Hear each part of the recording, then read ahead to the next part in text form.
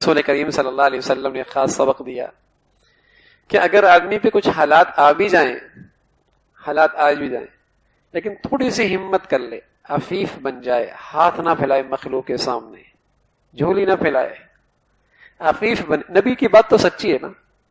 تو اللہ رب العزت خود اس کے خزانوں سے اپنے خزانوں سے اس کے لیے رزق کے دروازے کھول دے گا اور مخلوق سے اسے ہمیشہ بے نیاز کر دے گا. اور پیارا نبی کا ایک ارشاد ہے، جب لوگ مانگتے ہیں اور پھر مانگتے ہی رہتے ہیں تو پھر ساری زندگی مانگتے ہی رہتے ہیں. میرے نبی نے کیا فرمایا، جس کے پاس جتنا. اب تو فقیر کو تو چھوڑیے، امیر کے اندر بھی قناعت نہیں ہے. فقیر کا مانگنا تو سمجھ میں آتا ہے، لیکن اندر دیکھو تو آج تو امیر سے امیر آدمی بھی اندر کا فقیر ہے، اندر سے فقیر ہی فقیر ہے. اور حل من مزید کا نعرہ ہر ایک کے اندر سے آ رہا ہے، ختم ہی نہیں یہ ہرس جس نے اس کا زندگی کا سکون چھین لیا، اطمینان چھین لیا.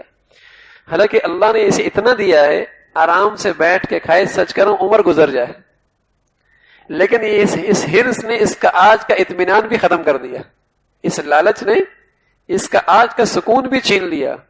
کل کیا یعنی آئندہ کی وہ سوچ رہا ہے جو اسے زندگی ملنی بھی نہیں، تو آج لگت دسترخوان کا کھانا بھی خود خراب کر رہا. کتنی محرومی کی بات ہے، کتنی محرومی کی بات. اتنا ملا ہوا ہے، آرام سے بیٹھ کے کھا سکتا ہے، زندگی بھر کھا سکتا ہے، لیکن یہ لالچ، ہرس، یہ بد اخلاقی ہے. جب آدمی کے اندر آ جائے تو جو نعمتیں موجود ہوں ان کے لطف سے بھی محروم ہو جاتا ہے. ایک شخص حضور علیہ السلام کی خدمت میں آیا، اس نے آپ علیہ السلام سے کچھ مانگا، حضور نے اسے دے دیا، پھر مانگا، پھر آپ نے دے دیا، پھر آپ نے نصیحت فرمائی اور فرمایا، حکیم یہ مال سب کو بھلے لگنے والی اور لذیذ شرعی چیز ہے، بڑی اچھی لگتی ہے یہ مال. جو شخص اس کو بغیر ہرس اور لالچ کے حاصل کرے گا اللہ اس کے لیے اس میں برکت دے دے گا، اور جو شخص لالچ کے ساتھ لے گا اس کے واسطے اس مال میں برکت نہیں ہوگی، اور اس کا حال جو البقر کے مریض کیسا ہوگا.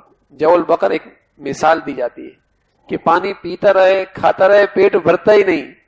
فرمایا جو آدمی ایک مانگنے کا عادی بن جائے، لالچ اس کے اندر پیدا ہو جائے، اس کا پیٹ کبھی بھرتا ہی نہیں. بلکہ قرآن نے ایک عجیب منظر کشی کی، فرمایا الہاکم التکاثر حتی زرتم المقابر. مال کی بہتات میں تم ایسے ایک دوسرے سے آگے بڑھ رہے ہو، اس لالچ اور ہرس میں ایسی سبقت کی دوڑ لگی ہے، حتی زرتم المقابر، تمہاری دوڑ ختم ہوگی جب تم قبروں میں پہنچو گے، تب ہوش آئے گا کہاں بھاگ رہے تھے.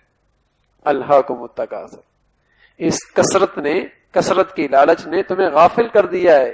کیوں آئے دنیا میں، کس مقصد کے لیے آئے، میرے مولا کی چاہت کیا ہے، میری آخرت کی زندگی کتنی بن رہی ہے، کتنی بگڑ رہی ہے. ہاں سب چیزوں سے غافل. ایک ہی ہے، میری گاڑی اس سے اچھی، میرا گھر اس سے اچھا، میرا کاروبار اس سے اچھا، میری بیٹی کی شادی اس اسٹیٹس کی. ایک میدان ہے بڑھنے کا، یہاں پر ہر شخص دوسرے سے بڑھ رہا، اور جس نے زندگیوں سے سکون چھین لیا، چین ختم ہو گیا. یہ آگ ہے، آگ. ہرس لالچ ایک آگ ہے. جیسے وہ بوفے سسٹم کا کھانا ہوتا ہے نا، کھانا گرم ہوتا رہتا ہے، تو اسی طرح یہ ہرس اور لالچ اس کی زندگی گرم رکھتا ہے. دیا سلائی ہے اس کی زندگی میں جو کسی کروڑ اسے سکون نہیں رہنے دیتی.